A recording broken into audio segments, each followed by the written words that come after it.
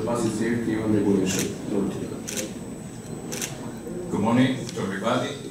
Thank you so much for your invitation, for your warm welcome here in Serbia. It's my first time. I'm a complete beginner to the Serbian landscape, but I was impressed about your welcome, hospitality, and your accountability for organizing this meeting. And I'm very pleased to have a brief introduction of what's the endeavor and the challenge of the United Nations to cope with the main safety matters concerning vehicles. I will explain later on what does mean passive safety in the context of UN regulations. In brief, I'm Eduardo Gianotti. I'm an economic officer and secretary of the Working Party on Passive Safety, GRSP. That is the main working party under the umbrella of the World Forum for Harmonization of Vehicle Regulation. That is the main global forum worldwide dealing with the regulation on the construction of vehicles concerning safety performance and environmental performance. So, why it was needed in the past to establish a regulatory framework for vehicle? Because road transport is a complex system with implications on road safety and security, energy consumption, and environment. In order to minimize the negative impacts of the government regulated in the past, these impacts by national legislations. However, they realized that it was a crucial need to update the regulations constantly in order to cover new technologies and to harmonize international requirements. For this purpose, the World Forum for Harmonization, the so-called WP.29, was established in 1952. This is the WP.29 structure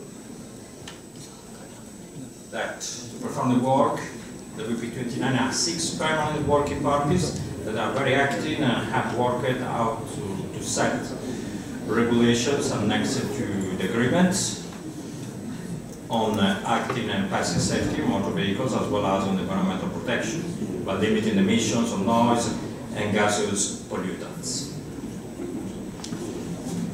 This is a layout of the international agreements that are administered by the World Forum. The 1958 agreement concerning the type approval regulation with the mutual recognition of the type approvals, and the 1998 agreement that is dealing with the global technical regulation. This last agreement is for those countries that are not in a position to recognize the type approval that are granted by other contracting parties. This is the case of the United States of America, Canada, and other countries.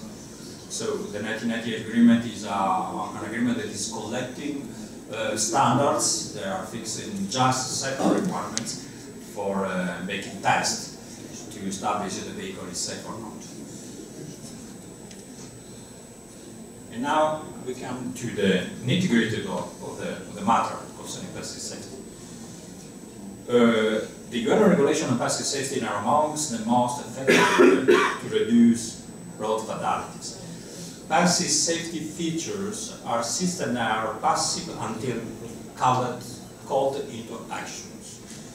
They become active during the accident and aim to help them to minimize the damage from the collision and to reduce the risk of injury or death.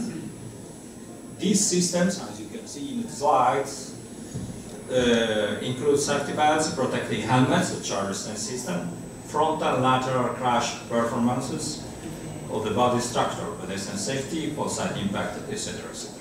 So in the course of the years, we established, as you see, different regulations since 1970 until today, covering all the main aspects of safety of vehicles. And last but not least, since the electric vehicle will deploy in the future on the roads worldwide, we established the first UN global technical regulation on the electric vehicle safety. It will be absolutely of paramount importance to deploy safe electric vehicles on the roads. So, according to a recent study made by Global NCAP, for instance in Brazil, if the country was to apply the UN regulation for safety belts, encourages occupant protection in frontal collision, in lateral collision, in occupant protection in all these cases, there will be a reduction of over 34,000 lives and 350,000 serious casualties in the bracket period of 2015-2030. Is a huge number of casualties that could be spared if all this regulation would be applied by the country. But it's not a unique case. This case could be applied for many other countries in Latin American region, but could be applied also in Europe or in other developing countries. So this is just to give a touch on how much is important passive safety for vehicles. Safety belts and safety belt anchorages. Tests are needed to verify that safety belts will perform as expected and provide the protection to occupants in all the situations of use. That's why test provisions are set for performances in UN regulation number 16 and 14. These are numbers that are identified for both safety belts and the anchorages.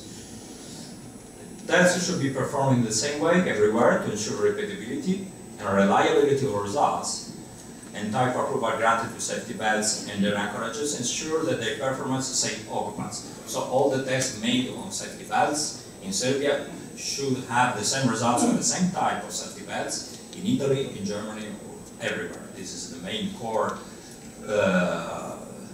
business, let's say, of this UN regulation, to ensure the same level playing ground, the same results everywhere. Why safety belts are so important? According to the National Highway Traffic Safety Administration in the US, there were something like 9,385 fatalities in the US roads due to unbuckled passenger vehicle occupants. Between 2010 and 2014, 63,000 lives were saved in vehicle accidents because they were using a safety belts and or safety belts restraint device. And here in the slides are listed the top 5 reasons why wearing a safety belt saves lives. The reason number 1 is because the passenger in the vehicle who are not wearing a safety belt can become like projectiles during an accident. And unbuckled passenger can very easily be ejected through the front, rear or side windows, resulting in death. Number 2, passenger in the rear seat of an automobile who use both lamp and safety belts are 44% more likely to survive in a crash. The reason number 3 is that, for instance, in Texas, people die every day in vehicle accident. In 2015, of the 3,500 automobile accidents reported across the states, 2,300 of those accidents resulting in a fatality or serious bodily harm because they were not wearing the safety belts. The reason number 4, concern trucks, because they are not immune, and 467 fatalities were reported to drivers of pickup trucks. And number 5, wearing safety belts prevent passenger ejection during a severe accident that involves a rollover.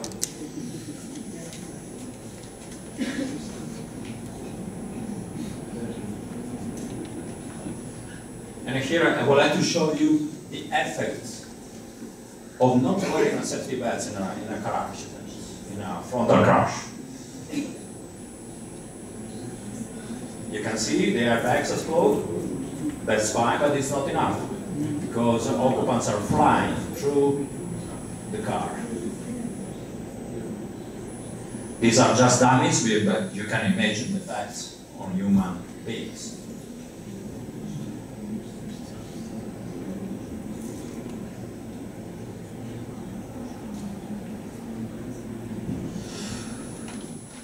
Frontal and side impacts. One of the main core topics concerning the safety performances of vehicles. Not long after the first car rumbled down the road, there was also the first car accident.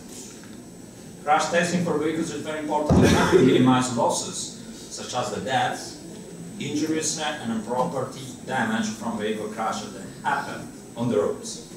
Structural design and safety system determine how well a vehicle protects its occupant. But it's all independent crash testing under controlled conditions that differentiates one car from another, that tell us how well its key components work together. A crash test may reduce the vehicle to a shattered wreck, yet good structural design, and keeps passenger space intrusion to a minimum.